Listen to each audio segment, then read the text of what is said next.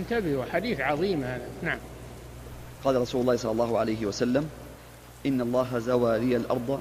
الله على كل شيء قدير، يعني صغرها، صغر الأرض أمام الرسول صلى الله عليه وسلم حتى صارت في مشهد الرسول يشاهدها كلها. نعم. فرأيت مشارقها ومغاربها. نعم. فرأيت مشارقها ومغاربها هذه معجزة، هذه واحدة، آية واحدة. نعم. وإن أمتي سيبلغ ملكها ما زوي لي منها. هذا الثانية، المعجزة الثانية، أخبر أن أمته ستملك ما زوي له من المشارق والمغارب قد حصل. نعم. وأعطيت الكنزين الأحمر والأبيض. الأحمر اللي هو كنوز الروم وفارس والروم، الأبيض والأحمر يعني الذهب والفضة. نعم. قال ابن ماجه: يعني الذهب والفضة. نعم. وإني سألت ربي لأمتي ألا يهلكها بسنة بعامة، يعني بجدب عام. نعم. وألا يسلط عليهم عدوا من سوى أنفسهم. هذه الثانية، هذه المسألة الثانية. والثالثة: فيستبيح بيضتهم. نعم. وإن ربي قال: يا محمد، إذا قضيت قضاء فإنه لا يرد، وإني أعطيتك لأمتك ألا أهلكهم بسنة بعامة. هذه المسألة الأولى، استجاب الله. نعم. وألا أسلط عليهم عدوا من سوى أنفسهم. هذه الثانية، استجابها الله. نعم. فيستبيح بيضتهم ولو اجتمع عليهم من بأقطارها. من بأقطارها، ما يستطيعون يزيلون الإسلام مهما بلغوا. الإسلام سيبقى الإسلام إلى أن تقوم الساعة. لا تزال طائفة من أمتي على الحق ظاهرين لا يضرهم من خذلهم ولا من خالفهم حتى يأتي أمر الله تبارك وتعالى. الإسلام ما يزول نهائيا من الأرض، سيبقى. استجاب الله لرسوله هذا. نعم. أو قال: من بين أقطارها حتى يكون بعضهم يهلكها. حتى هذه الأخيرة ذي، إنما بعضهم يتسلط على بعض، تحصل الفتنة بينهم، هذه الله منعها ولم يستجب. نعم. ويسبي بعضهم بعضا. نعم. فإذا حصل بعضهم يقتل بعضا ويسبي بعضهم بعضا المسلمين بينهم، فهذا سيحصل وسيقع. نعم. قال رحمه الله: زاد أبو داود: وإنما أخاف على أمتي الأئمة المضلين.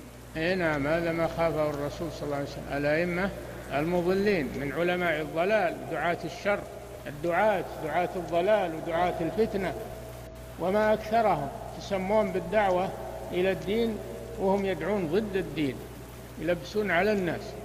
هذول خطر والعياذ بالله، خطر على المسلمين. هذه واحد يخاف الرسول منهم. نعم. وإذا وضع السيف في أمتي. وهذه الثانية، إذا وقعت الفتنة فإنها تستمر فيهم، وقد وقعت بقتل عثمان رضي الله عنه. أما قتلوا عثمان انفتح باب الفتنة على المسلمين، ولا يزالون إلى أن تقوم الساعة والفتن بينهم، نسأل الله العافية. نعم. وإذا وضع السيف في أمتي لم يرفع عنها إلى يوم القيامة. هذا المشكلة خطيرة هذه. نعم. ولا تقوم الساعة حتى يلحق قبائل من أمتي بالمشركين. هذه بعد مسألة عظيمة، والردة. يرتد كثير من المسلمين في آخر الزمان، يلحقون بعبدة الأوثان، وهذه حاصلة.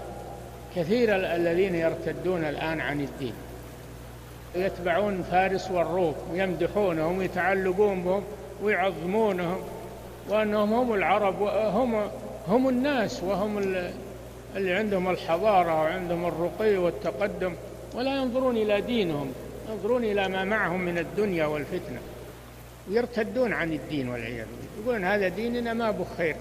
هذول ما هم على دين، وش صاروا الآن؟ يقولون هذا الدين هذا حاجزنا عن الرقي والتقدم والحضارة. ما تسمعون هذا واقع الآن. يزهدون بالدين، يقولون إنه هو اللي عوق المسلمين. الدين ما عوق المسلمين، الدين يحث على طلب الرزق، يحث على الصناعة، وأعدوا لهم ما استطعتم من قوة، يحث. لكن المسلمين تكاسل. الذنب ذنب المسلمين، ما هو ذنب الدين. لا، هم قلبوا على الدين الآن، يقولون الدين هو اللي أخره. نعم. وحتى تعبد قبائل من أمة الأوثان. تعود عبادة الأوثان في هذه الأمة. يقولون لا، ما يمكن، المسلمين ما يرتدون عن الدين، ما يمكن. وعبادة الأصنام هذه ما هي بشرك، هذا توسل إلى الله، يسمونه توسل إلى الله. يعبدون الأموات يستغيثون بهم، يقولون لأنهم يقربون إلى الله زلفى ويشفعون لنا عند الله، يسمونه بهذا، يسمون الشرك بهذا الاسم. هذه فتنة عظيمة. نعم.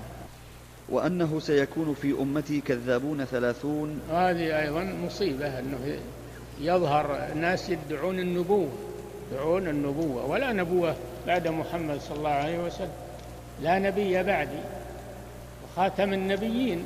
الله جل وعلا قال ولكن رسول الله وخاتم النبيين، أنا خاتم النبيين لا نبي بعدي. فاللي يصدق من يدعي النبوة كافر، اللي يصدق من يدعي النبوة بعد الرسول يكون كافرا والعياذ بالله، لأن النبوة ختمت.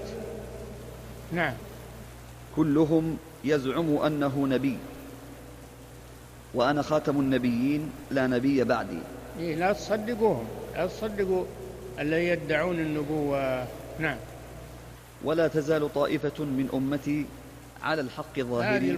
هذه البشرى بعدها الفتن وهالشرور، الحمد لله الدين باقي، مع الفتن ومع الشرور الدين باقي، لكن من يتمسك به هذه هي المهمة. يتمسك به يحتاج إلى صبر، يحتاج إلى علم، يحتاج إلى ثبات. نعم. ولذلك يقل التمسك به. نعم. على الحق ظاهرين لا يضرهم من خالفهم حتى يأتي أمر الله. والله حديث عظيم هذا جدا. نعم.